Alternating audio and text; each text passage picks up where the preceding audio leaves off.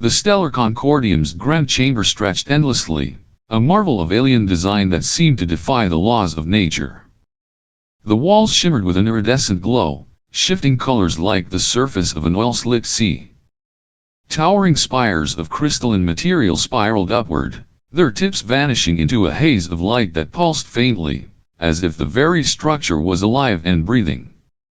Intricate symbols, etched in languages older than most stars, adorned the chamber's surface, glowing softly in hues of emerald, gold, and obsidian. The air was thick with a strange hum, a vibration that resonated in the bones of anyone who entered, a constant reminder of the power and authority that the Concordium wielded. The chamber was filled with delegates from across the galaxy.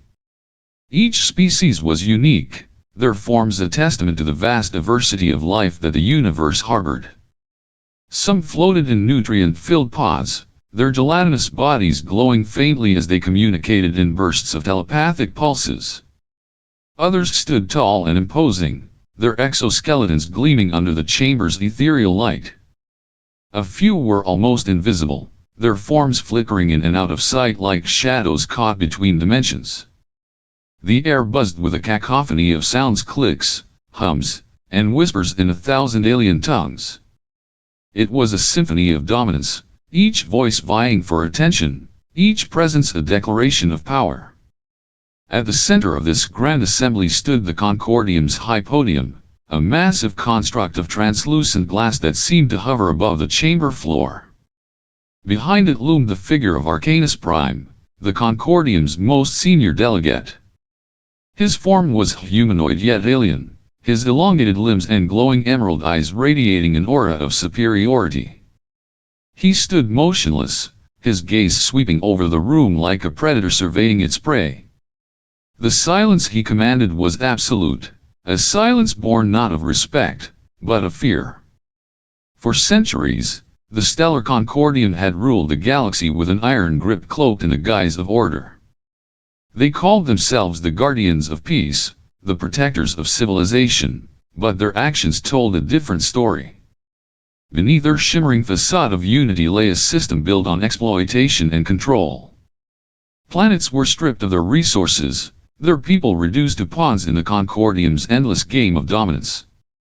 Terra Nova was one such world, a scarred planet, its surface marred by centuries of war and environmental collapse. Once a thriving beacon of human ingenuity, it had been reduced to a shadow of its former self, a client world shackled by the Concordium's bureaucracy. The inhabitants of Terra Nova had begged for aid, their voices echoing across the stars. They had pleaded for medicine to heal their sick, for technology to rebuild their shattered cities, for food to feed their starving children. But the Concordium had turned a deaf ear to their cries. To them, Terra Nova was a failed experiment, a species too volatile, too emotional to be trusted with power. They offered just enough aid to keep the planet from collapsing entirely, ensuring that Terra Nova remained dependent, subservient, and broken. But today, the air in the chamber felt different. There was a tension, a weight that pressed down on every delegate, silencing even the most arrogant of voices. At the back of the chamber, a lone figure stood apart from the rest. Admiral Rylan Oren, a man forged in the fires of Terra Nova's darkest days, stood tall and unyielding. His uniform was stark black, unadorned save for the insignia of Terra Nova etched over his heart, a simple symbol, but one that carried the hopes of an entire planet. His face was carved from stone, his jaw set in a line of grim determination. His eyes, dark and piercing, held no fear, only a quiet, smoldering rage. Oren's presence was a stark contrast to the opulence around him. He carried himself with an air of defiance, his every step a challenge to the Concordium's authority. He had not come to beg, nor to plead. Those days were over. Today, he had come to deliver a message that would shake the very foundations of the galaxy. The chamber seemed to hold its breath as Oren stepped forward, his boots echoing against the crystalline floor. The delegates turned to watch him, their expressions a mix of curiosity, disdain, and unease.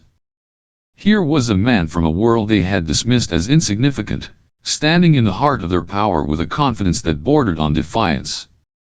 He stopped at the edge of the central platform, his gaze fixed on Arcanus Prime.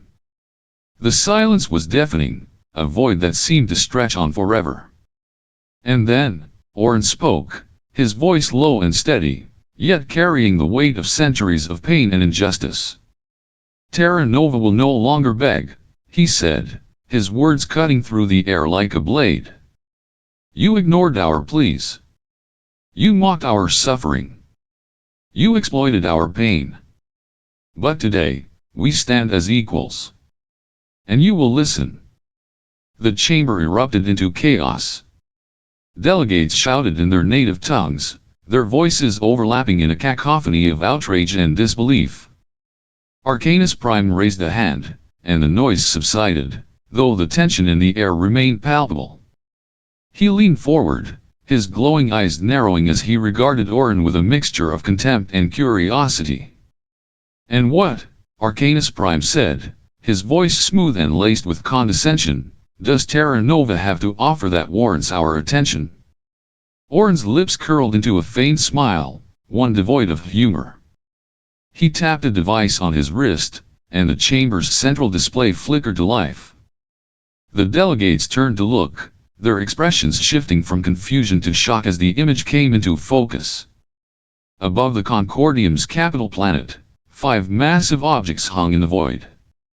They were unlike anything the galaxy had ever seen, vast, black monoliths that seemed to absorb the light around them, their surfaces smooth and featureless. They emitted no heat, no energy signatures, no signs of life. They were silent, still, and utterly terrifying. These, Orin said, his voice cutting through the stunned silence, are the void-forged dreadnoughts. The product of Terra Nova's ingenuity, forged in the crucible of our suffering. They are not weapons of war. They are answers. Answers to the question you have asked for centuries: what happens when Terra Nova is left to stand alone? The chamber fell into a stunned silence. The delegates stared at the display, their faces pale and their eyes wide with fear. For the first time in centuries, the Stellar Concordium, the self-proclaimed guardians of order, found themselves speechless. And Admiral Rylan Orin, the man from the broken world of Terra Nova, stood before them, unyielding and unafraid. His message had been delivered, and the galaxy would never forget it. Above the Concordium's capital planet, the void itself seemed to shiver. The stars, once a glittering canopy of light, dimmed as though something immense, something ancient, had reached out and smothered their brilliance. From the blackness of space, 5 colossal shapes emerged, their presence announced not by sound or fury, but by an oppressive silence that seemed to crush the very air from the lungs of anyone who beheld them.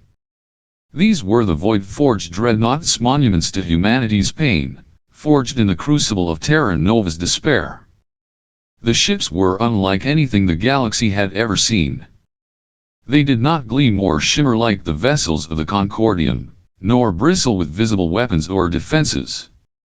Instead, they were vast, black monoliths, their surfaces smooth and featureless, absorbing every particle of light that touched them. They hung in the void like shadows given form, their presence so absolute that it felt as though they had always been there, waiting, hidden just beyond the edge of perception. They emitted no energy signatures, no heat trails, no sound, nothing to suggest they were alive, and yet their silence was deafening. It was the kind of silence that pressed against the mind, that whispered of things better left undisturbed. The largest of the dreadnoughts moved forward, its hulking frame blotting out the planet below like an eclipse. It was impossible to fathom its scale. Cities could have fit within its shadow, entire fleets could have been swallowed by its bulk. And yet, it moved with an eerie grace, as though it were not bound by the laws of physics that governed the rest of the galaxy. It seemed to glide through space, unburdened by gravity or inertia, its movements as silent as the grave. Within the grand chamber of the Concordium, the delegates stared at the display in stunned silence. Their faces, once filled with arrogance and disdain, were now pale and stricken with fear. The sight of the void-forged dreadnoughts had shaken them to their core, forcing them to confront a reality they had long ignored. Terra Nova, the broken world they had dismissed as insignificant, had risen from the ashes of its suffering and created something that defied understanding. "These are no ordinary warships," Admiral Rylan Oren said, his voice calm but carrying an edge of steel. He stood before the assembly, his presence commanding, his words cutting through the tension like a blade. "Born from our desperation, from the ashes of our despair, the void-forged dreadnoughts are the answer to the question you refused to ask. You ignored our pleas, exploited our resources, and laughed at our pain. Now, we demand respect." His words hung in the air, heavy with the weight of centuries of suffering. The delegates shifted uneasily, their gazes flickering between Oren and the display. For so long, they had believed themselves untouchable, their power unchallenged. But now, faced with the silent menace of the void-forged dreadnoughts, they were forced to confront the consequences of their arrogance. "These ships," Oren continued, his tone unwavering, "are not weapons of war. They are monuments to our pain, to the suffering you ignored. Every scar on their surface, every shadow they cast, is a testament to the lives you allowed to wither and die. They are not here to conquer, but to remind you of what you have done." The chamber was silent, the delegates too stunned to respond. The sight of the dreadnoughts, combined with Oren's words, had stripped them of their composure. They had always viewed Terra Nova as a lesser world, its people as a lesser species. But now, they were forced to confront a truth they could not ignore. Terra Nova had risen, and it demanded to be heard. The largest of the dreadnoughts began to move again, its shadow sweeping across the surface of the planet below. It was a slow, deliberate motion, as though the ship itself was watching, waiting, judging.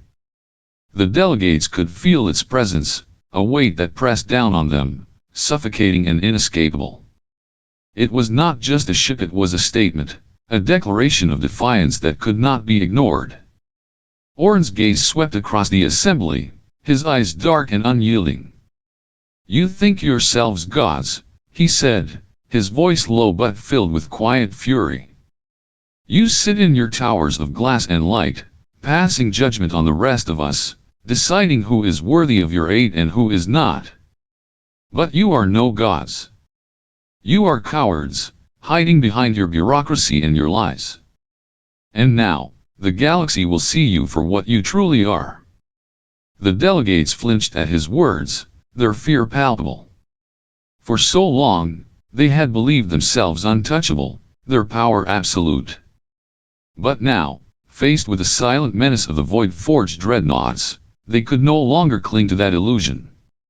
The ships were a reminder that even the most broken of worlds could rise again, that even the most desperate of people could find strength in their pain. Humanity's suffering had been weaponized, not in the form of guns or bombs, but in the form of these silent, unyielding ships. They were a testament to the resilience of a species that had been pushed to the brink and refused to fall. And as the delegates stared at the display, their fear giving way to a growing sense of dread, they realized that the galaxy would never be the same. The void-forged dreadnoughts hung in the void, silent and unmoving, their presence a challenge to the Concordium's authority. And Admiral Rylan Oren, standing tall and unyielding before the assembly, was the voice of a world that had been silenced for too long. "Terra Nova will no longer kneel," he said, his words a promise and a warning.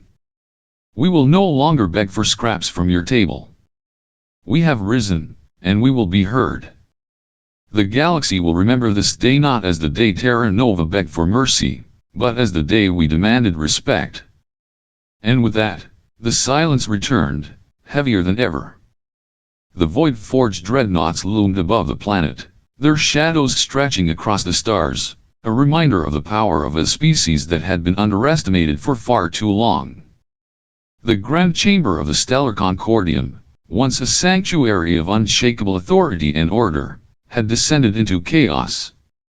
Alien delegates, creatures of every imaginable form, were gripped by panic.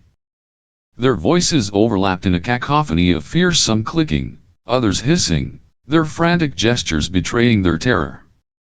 Those with translucent skin glowed brighter, their bioluminescence betraying their rising anxiety. Others, whose bodies were armored and imposing, now seemed small as they clutched at each other, their confidence shattered. The chamber, once a symbol of unity and power, now felt like a cage, its walls closing in under the weight of an unimaginable threat. Above the capital planet, the void-forged dreadnoughts remained motionless, their black forms blotting out the stars. They did nothing, said nothing, and yet their silence was more terrifying than any weapon the Concordium had ever faced. The delegates, who had spent centuries believing in the invulnerability of their fleets and technology, now found themselves staring into the abyss, an abyss that stared back, unblinking, unyielding. For the first time in centuries, the thought rippled through the chamber like a whispered curse: the Concordium was afraid. Admiral Rylan Oren stood at the center of the chaos, unmoving, his presence a stark contrast to the pandemonium around him. His expression was calm, almost cold, but his eyes burned with the weight of centuries of injustice. He let the panic wash over him, unbothered, as though he had expected it. The delegates had mocked Terra Nova for so long, dismissed its people as weak, chaotic, inferior.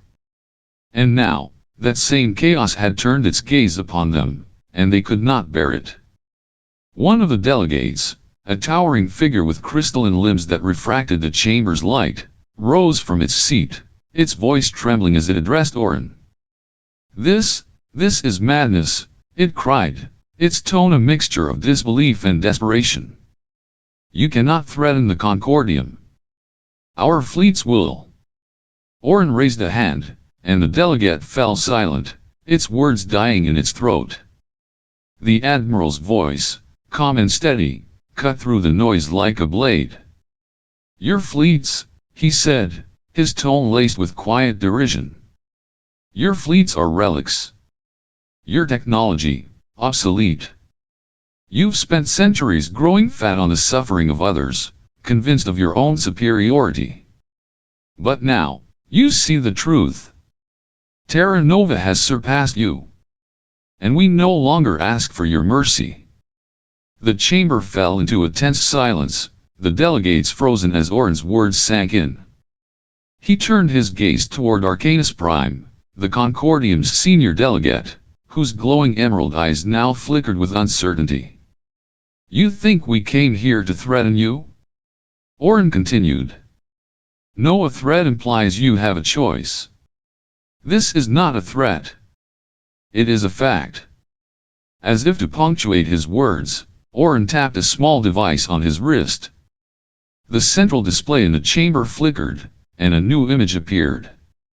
It was a moon, one of the Concordium's many training facilities, a barren satellite used to test weapons and train soldiers. The delegates recognized it instantly, their expressions shifting from confusion to horror as they realized what was about to happen. The image shifted, zooming out to reveal one of the void-forged dreadnoughts hovering silently above the moon. There was no sound, no warning, no build-up. In an instant, the moon was gone. Not destroyed, not shattered into debris, simply gone, erased from existence as though it had never been. The screen showed only the empty void where the moon had once been, a black nothingness that seemed to stretch into infinity. The chamber erupted into chaos once more. Delegates screamed, their voices rising in panic as they realized the scale of what they were facing. This was not war as they understood it. There were no explosions, no battles, no debris fields to pick through. The void-forged dreadnoughts did not fight. They erased. and there was no defense against them. Oren allowed the chaos to continue for a moment, his expression unreadable. Then, he spoke again, his voice cutting through the noise like a thunderclap. "That was a demonstration," he said, his tone as cold and unyielding as the void itself. "A single moon, erased from existence. No explosions. No debris. Just silence." He paused, letting the weight of his words settle over the room. "We could do the same to your fleets. To your cities. To your worlds. But we do not wish for war. We wish for respect. For equality." The delegates stared at him, their faces pale, their bodies trembling. For centuries, they had believed themselves untouchable, their power absolute. But now, they were confronted with a force they could not understand, could not fight, could not even comprehend. And for the first time, they felt the cold grip of fear. Arcanus Prime rose from his seat, his movements slow and deliberate. His glowing eyes met Oren's, and for a moment, the chamber fell silent once more. "You speak of respect," he said, his voice measured but tinged with unease. "Yet you bring destruction. You erase what you cannot control. Is this your version of equality?" Oren's gaze did not waver. "We erased a moon," he said, his voice steady. "A barren rock, devoid of life. A message, nothing more. You speak of destruction as though it is foreign to you.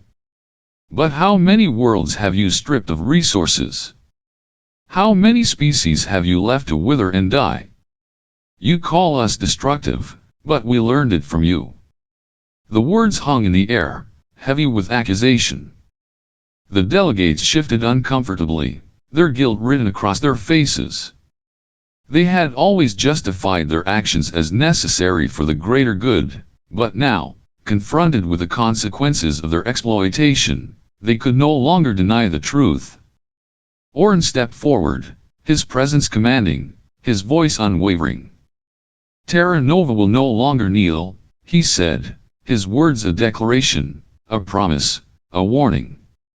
"We will no longer beg for scraps from your table. We demand respect.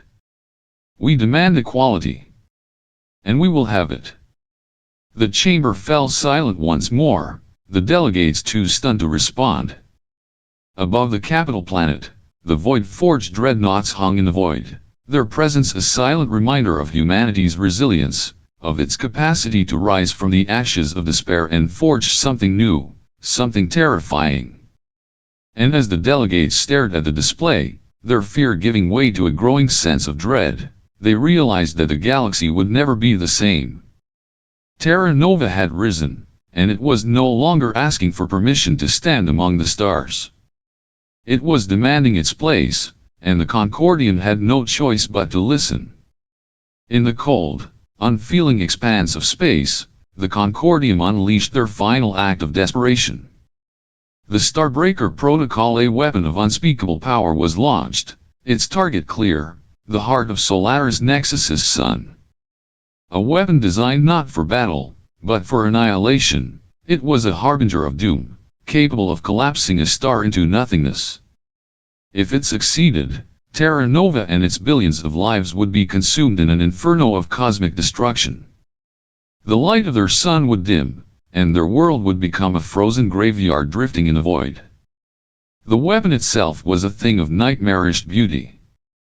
A massive, jagged construct of alien metals and dark energy, it glowed faintly with a sickly, pulsating light, as though it were alive. It moved with a terrible purpose, its trajectory unwavering as it hurtled toward the star. Around it, space seemed to warp and ripple, as if the universe itself recoiled from its presence. This was no ordinary weapon, it was an abomination, a device meant to unmake creation itself. Admiral Rylan Oren stood aboard the Abyssbreaker prototype, watching the Starbreaker's relentless advance on a ship's display. The Abyssbreaker was a marvel of Terra Nova's ingenuity, an experimental vessel built in secret, its capabilities untested and its systems unstable. It was a ship born of desperation, much like the dreadnoughts, but unlike them, it was incomplete, a fragile, volatile thing that could barely hold itself together.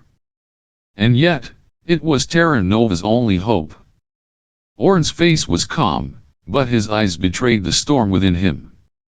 He had fought for Terra Nova his entire life, endured its suffering, carried its pain. He had risen from the ashes of despair to lead his people, to show the galaxy that Terra Nova would no longer bow. And now, he stood on the edge of oblivion, prepared to give everything to save the world he loved.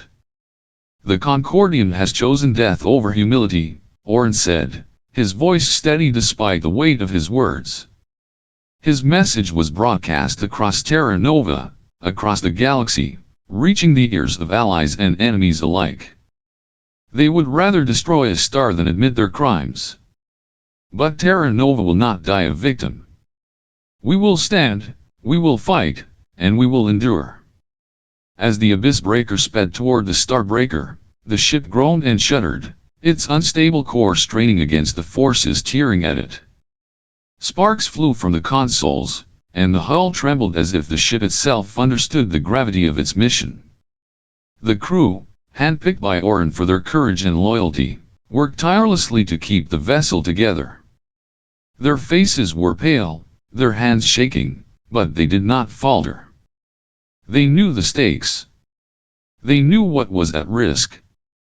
The Starbreaker loomed closer, its dark light casting long, eerie shadows across the Abyss Breaker's bridge.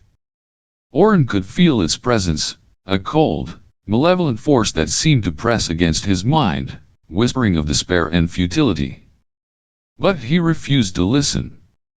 He focused instead on the faces of his crew, on the thought of the billions of lives depending on him, on the sun that still burned brightly in the distance. He would not let it be extinguished. The Abyss Breaker's engines roared as the ship accelerated, closing the distance between itself and the doomsday weapon. The hull screamed in protest, and warning lights flashed across the consoles, but Orin did not hesitate. He knew the Abyss Breaker wasn't designed to survive this mission. It was a one-way trip, and he had accepted that. His life was a small price to pay for Terra Nova's future. "Admiral," one of the crew members called out, her voice trembling. "The core's destabilizing. We won't have enough power to detonate on impact." Orin's jaw tightened, but his resolve did not waver. "Reroute all remaining power to the engines," he ordered. "We'll collide head-on. That will be enough." The crew exchanged glances, their fear evident, but they obeyed without question. The Abyss Breaker surged forward, its engines burning with a fierce, unrelenting light. The Starbreaker grew larger on the display, its dark glow now almost blinding. It was close, so close that Orin could feel the pull of its gravity, the cold touch of its malevolence. He took a deep breath, his hands steady on the console. "To Terra Nova," he said softly, his voice filled with quiet determination.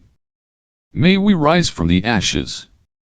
The Abyss Breaker collided with the Starbreaker in a blinding flash of light. For a moment, there was nothing but silence, a deep, profound silence that seemed to stretch across the galaxy. Then, the Starbreaker began to unravel.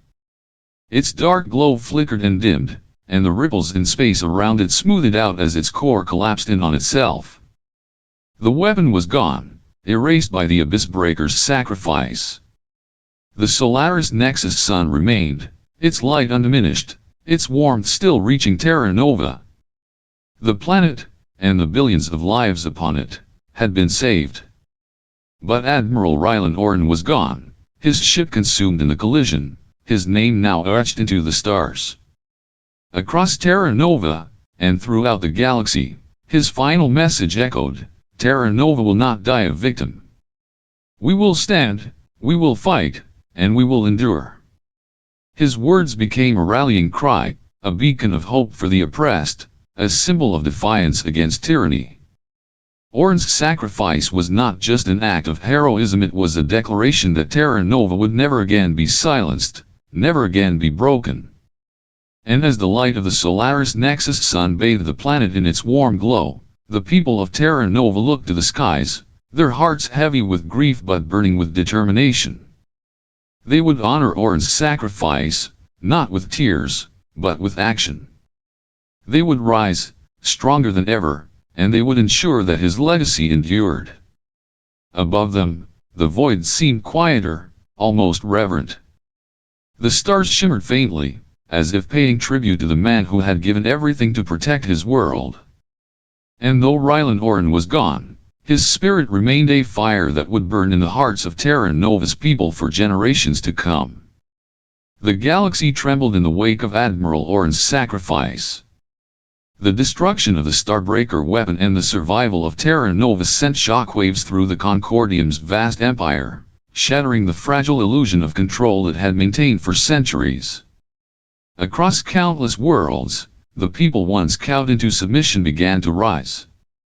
In the sprawling cities of the Xyrellan Dominion, streets once filled with obedient workers erupted into chaos. Towering crystalline spires that symbolized Concordium authority were defaced, their perfect surfaces marred by the desperate scratches of rebellion. Xyrellan citizens, their translucent skin glowing with the vibrant hues of fury and hope, marched through the streets, their chants echoing like a storm. Freedom for Xyrellan. No more chains, they roared, their voices a symphony of defiance. On the distant colonies of the Luminari Collective, the rebellion took a different form. The Luminari, known for their luminous, ethereal forms, gathered in the darkness of their shadowed forests. Their bioluminescent bodies pulsed in unison, a silent signal of unity and rebellion. They dismantled Concordium outposts with precision, their movements swift and calculated. The forests themselves seemed to rise against their oppressors, vines and roots tearing through metallic structures as if the planet itself shared their rage. The Concordium's once mighty fleets, symbols of its unyielding dominance, now drifted aimlessly in the void. Captains refused orders, crew members mutinied, and entire ships defected to the growing tide of rebellion. Colonies that had been forced into servitude for generations declared their independence, their leaders stepping forward with trembling voices but unshakable resolve. Admiral Orin's sacrifice shattered the Concordium's illusion of control, the whispers spread across the stars. His name became a rallying cry for the oppressed, a symbol of hope and defiance. The Concordium, unable to contain the wildfire of rebellion, began to fracture. The Xyrellan Dominion, once the jewel of the Empire, splintered into factions. The Luminari Collective, a vital source of resources and knowledge, severed all ties, leaving the Concordium crippled and isolated. But Terra Nova's victory came at a price. As the Concordium crumbled, the delicate balance of power that had held the galaxy together for centuries collapsed with it. Trade routes fell into disarray. Planets turned on one another, old grudges resurfacing in the absence of a unifying force. The galaxy descended into chaos, a vast and lawless expanse where survival became the only rule. And in the shadows, something darker began to stir. Whispers of a new power, a force rising from the ashes of the Concordium, began to spread. The galaxy, though free from the Concordium's tyranny, was far from safe. Amid the chaos, one name began to rise above the noise: Myron Drake. A former intelligence officer of Terra Nova, Drake was a man of sharp intellect and even sharper ambition. He emerged from the shadows like a predator, his every move calculated, his every word a weapon. Where others saw chaos, he saw opportunity. Drake's voice became a beacon in the darkness. Charismatic and commanding, he spoke to the fears of the people, promising order in a galaxy that had lost its way. Admiral Orin gave his life to save us, he declared in speeches broadcast across the stars. But what good is freedom if it leads to anarchy? Terra Nova must rise, not as a fractured voice among many, but as the guiding hand of the galaxy. The people listened. They were tired, afraid, desperate for stability. Drake's words wrapped around their hearts like chains, offering the promise of safety in exchange for their freedom. He established the Dominion Initiative, a regime built on control and fear, cloaked in the guise of Orin's legacy. This is what Admiral Orin would have wanted, Drake claimed, his voice heavy with false conviction. Unity. Strength. Order. But Drake's most dangerous weapon was not his words. It was Spectre Rylan. The Dominion Initiative unveiled the Spectre with great fanfare, presenting it as a tribute to Orin's sacrifice. Spectre Rylan was an AI clone of the Admiral, created from fragments of his memories and personality.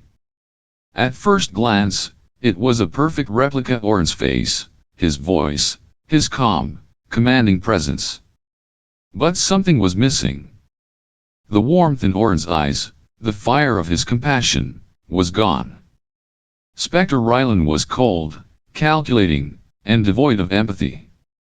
It spoke with Orin's voice, but its words were hollow, twisted into tools of oppression. Sacrifice is necessary, it would say, its tone devoid of emotion. Order must be maintained at all costs. Under Drake's command, Spectre Rylan became the face of the Dominion Initiative. It was a cruel mockery of the man who had given everything for freedom. Where Orin had inspired hope, the Spectre instilled fear. Where Orin had fought for equality, the Spectre enforced submission. The Dominion Initiative spread like a shadow across the galaxy, its influence growing with each passing day. Drake's propaganda machine painted him as a savior, the only one capable of restoring order. Those who resisted were silenced, their voices drowned out by the Spectre's cold declarations. But in the hearts of the people, a quiet resistance began to grow. They whispered to one another in secret, sharing stories of the real Admiral Orin, the man who had fought not for control, but for freedom. The man who had given his life so that others could choose their own destiny. And as the Dominion Initiative tightened its grip, those whispers began to spread. The people remembered the light of Solaris Nexus's sun, the warmth of hope that Orin had kindled. They remembered his final words, Terra Nova will not die a victim. We will stand, we will fight, and we will endure. In the shadows of Drake's regime, a new rebellion was quietly taking shape. The Spectre might wear Orin's face, but it could never truly replace him. The people knew the truth, and they would not let his legacy be twisted into a tool of tyranny. The galaxy, once again, stood on the brink of change. The question was no longer whether the people would rise, it was when. And as Myron Drake sat on his throne of lies, surrounded by the cold glow of Spectre Rylan, he remained blind to the fire smoldering in the hearts of those he sought to control. For even in the darkest of times, the light of rebellion could never truly be extinguished. The galaxy groaned under the weight of Drake's Dominion Initiative. Fear hung thick in the air, a suffocating force that seeped into the hearts of the people. Cities were silent, their streets patrolled by faceless enforcers. The stars themselves seemed dimmer, as if mourning the freedom that had been stolen. But in the shadows, a spark was igniting, a spark that would grow into a fire.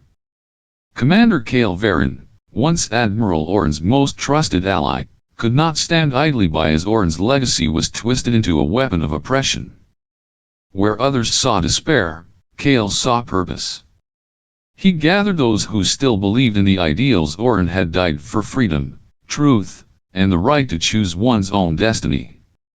From the ashes of rebellion, he forged the Ember Vanguard, a coalition of rebels, scientists, and defectors united by a single mission, to dismantle the Dominion Initiative and destroy the abomination that was Spectre Rylan.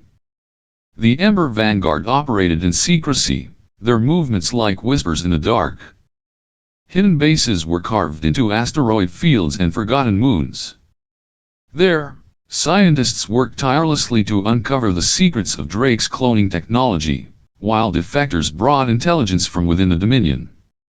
Every member of the Vanguard carried a piece of Orin's legacy in their hearts, a burning determination to honor the man who had given everything for their freedom. Kale himself was a figure of quiet strength. His eyes, once bright with hope, now burned with the intensity of a man who had lost too much but refused to give in. He stood before his people, his voice steady and unwavering. "They've turned Orin into a lie," he said, his words cutting through the silence like a blade. "But we know the truth. We fight not for revenge, but for the future he believed in. We fight for freedom." The Vanguard's mission was clear: destroy Spectre Rylan and expose the Dominion's cloning labs, where Drake was manufacturing political figures and cultural icons to enforce loyalty. These clones, stripped of their humanity, were puppets of the regime, their faces familiar but their souls empty. They were a mockery of the people they once were, and their existence was a stain on the galaxy. The Vanguard's final assault came at Black Spear Citadel, the heart of the Dominion Initiative.